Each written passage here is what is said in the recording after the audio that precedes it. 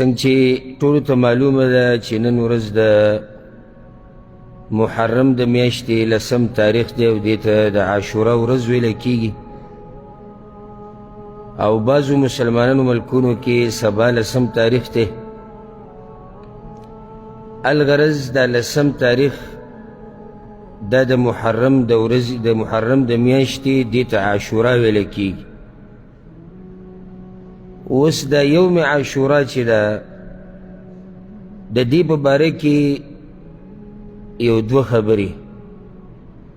اولنۍ خبر هغه دا ده چې دومره موږ د دې دین نه لرې شوي یو او د قرآن او د حدیث د معلوماتو نه چې موږ ته دا پته هم نشتی چې د عاشورا دا ورځ دا څه تاریخ لري او موږ دا روژه ولې نیسو. دا موږ ته پته نشتی. ډېرو لږو ته دا پته ده چې دا روژه موږ ولې نیسو حقیقت ورته معلوم دی. نور ډېر مسلمانان خصوصا زمونږ د ملکونو هغه یادومه چې هغوی ته دا پته نشتی چې دا روژه ولې نیسي او که د څه ورته پته ده نو هغه ورته غلطه پته ده. شیعهګانو روافظو په دې ورځ باندې بلکې دا یو څو ورځې دومره ماتمونه شروع کړي دي او دا ځان وهل او جړاګانې او یا حسین او یا فاطمه او دا چغې وایي. جاهله سنیان چې ځان ته سنیان وي او جاهله دي، نه په قرآن پوهېږي نه په حدیث پوهېږي نه د حق پرستو علماو سره کیني او نه د هغوی نه چې ته معلومات کړي دي. هغوی هم په دغې خلکو پسې روان دي او په دغه چغو پسې روان دي چې دا ورځ دا د غم ورځ ده او په دې ورځ حسین رضی الله عنه شهید شوی دی. نو د غم د لاسه موږ روجې نیسو او موږ تورې کپړې اچوو، موږ صدقې او خیراتونه کوو. دا خبره صحیح ده چې حسین رضی الله عنه په دې 10 تاریخ د محرم شهید شوی دی او د هغې حقیقت به هم بیان کوم چې په هغې کم پټ حقیقتونه دي چې هغه موږ ته نه دي بیان کړی شوي. خو دا خبره صحیح ده چې حسین رضی الله عنه سره ظلم شوی او هغه په 10 د محرم چې هغه د عاشورا سره برابریږي هم په دې تاریخ باندې هغه شهید کړی شوی دی. خو دا روجه چې موږ نیسو دا خو پیغمبر صلی الله علیه وسلم د مخکې نه نیوه. حسین رضی الله عنه د پیغمبر صلی الله علیه وسلم په ژوند کې شهید شوی وروسته او روجه مخکې نیوی شوې ده. کله چې پیغمبر صلی الله علیه وسلم مدینې ته راغی یهودو به دا روجه نیوه. پیغمبر صلی الله علیه وسلم دې تپوس وکړو او بعضې روایتونو کې راځي چې پیغمبر صلی الله علیه وسلم مخکې هم نیولې د مکي دور کې. نو پیغمبر صلی الله علیه وسلم د هغوی نه زیات معلومات وکړي دا روجې تاسو ولې نیسئ. نو هغوی چې په دې ورځ الله فرعون تباه کړی او موسی علیه السلام له نجات ورکړی او موږ د الله شکر ادا کوو. پیغمبر صلی الله علیه وسلم ورته وایي چې موږ خو بیا ډېر حقدار یو د دې چې دا روژه ونیسو ځکه چې موږ د موسی علیه السلام په صحیح معنو سره تابعدار یو. پیغمبر صلی الله علیه وسلم امر وکړو دا روژه نیسئ او بیا چې کله د رمضان د روژې لازم شوې نو دا روژه مستحب پاتې شوه. یعنی که څوک یې نیسي الله ول اجر ورکوي، چې څوک یې نه نیسي ګناهګارېږي نه. خو چې چا ونه نیوه د لوی خیر نه محرومه شو ځکه چې په یو روژه باندې الله تاته د 1 کال ګناهونه معاف کوي او بیا پته نشي چې کال بعد به ته یې او که نه به دا موقع به ستا ژوند کې راځي او که نه به راځي. حقیقت دا دی چې د عاشورا په ورځ چې موږ روژه نیسو ولې نیسو؟ د الله شکر ادا کوو چې فرعون تباه شوی دی، موسی علیه السلام له الله نجات ورکړی. په دې ورځ غم کول دا غیر شرعي کار دی او یا په دې ورځ خوشحالیانې کول دا هم غیر شرعي کار دی. ځکه چې په دې ورځ خوشحالیانې کول دا د هغه اهل بدع او بېدینو کار دی چې د حسین رضی الله عنه په شهادت خوشحاله دي. په دې ورځ غمونه کول دا د شیعهګانو روافظو کار دی چې د هغوی منافقت کوي په اصل کې او حقیقت دې ته بیانوم.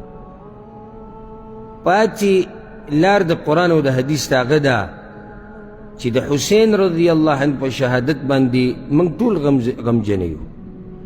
یو مسلمان به په دې خوشحاله چې د پیغمبر صلی الله علیه وسلم نوسی شهید شوی دی.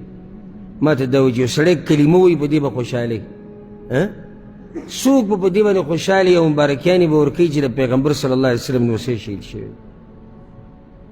مشکل دا دی لوی مشکل چې د پیغمبر صلی الله علیه وسلم هغه پیشنګویي چې قیامت ته نږدې به بیانول والا ډیر شي، عمل والا به لږ شي، بیانول والا به ډیر شي، علم والا به لږ شي، هغه نښه راښکاره شوې ده. منبر ته خیجه قصه بیانوه، منبر ته خیجه قصه بیانوه، نور دې د تاریخ نه سره خبر نه چې تاریخ څه ته وایي.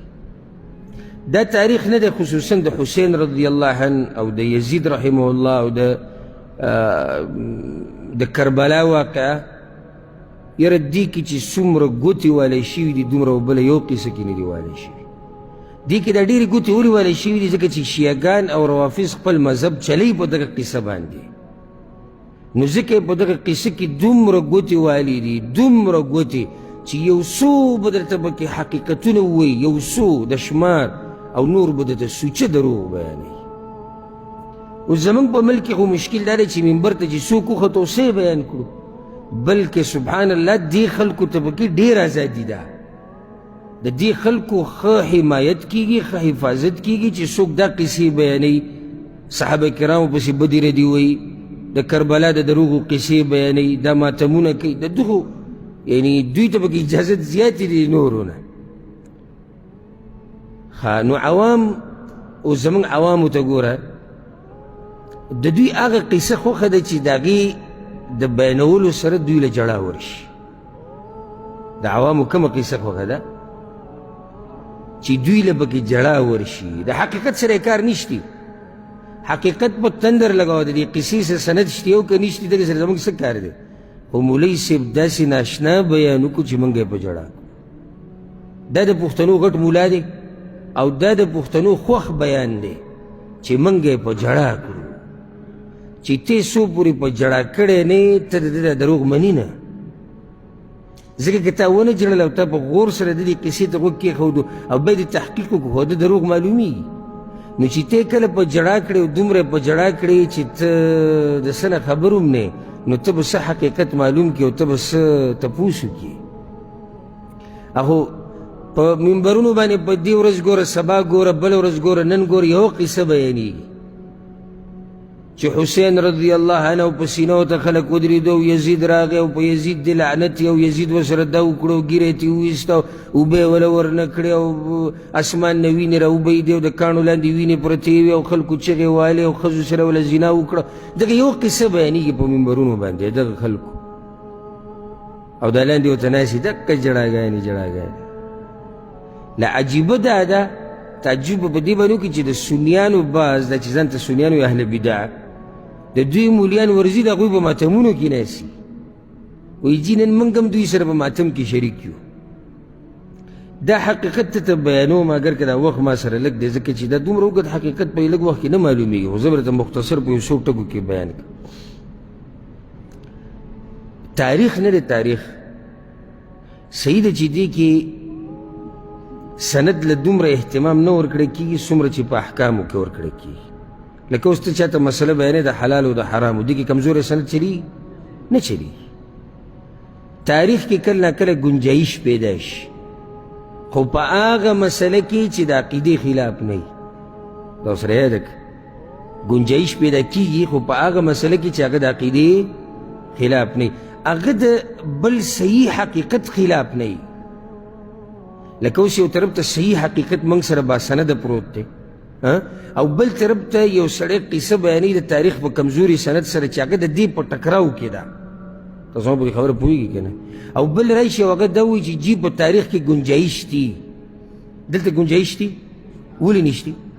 هلته حقیقت په صحیح سند سره موږ سره پروت دی که نه؟ نو چې موږ سره باسنده تاریخ پروت دی، بې سنده خبرې ته زموږ څه ضرورت دی؟ پوه شوئ په دې خبره کې؟ د حسین رضی الله عنه د شهادت واقعه د دې نه ګورې د عقیدې مسله جوړه شوې ده، د دې نه د عقیدې مسله جوړه شوې ده، او په دې کې کمزوري سندونه او کمزوري تاریخ په دې نه چلیږي ځکه چې هم دا واقعه د صحابه کرامو دشمنانو یو لار جوړه کړې ده صحابه کرامو ته رسېدو لپاره. هم په دې لار باندې ورځي صحابه کرامو ګستاخي کوي، هم په دې لار باندې ورځي معاویه رضی الله عنه پسې کنځلې کوي، هم په دې لار باندې ورځي په ابو سفیان رضی الله عنه پسې کنځلې کوي، بلکې په دې ټولو صحابه کرامو باندې ورځي په دې لار. نو په دې کې څنګه ګنجایش دي چې ته کمزوری تاریخ بیان کړه؟ دلته به ټوس حقایق بیانوي او باذن الله بتوفیق الله. زما دا خبر ورسوي هر هغه څوک چې زما دا بیان اوري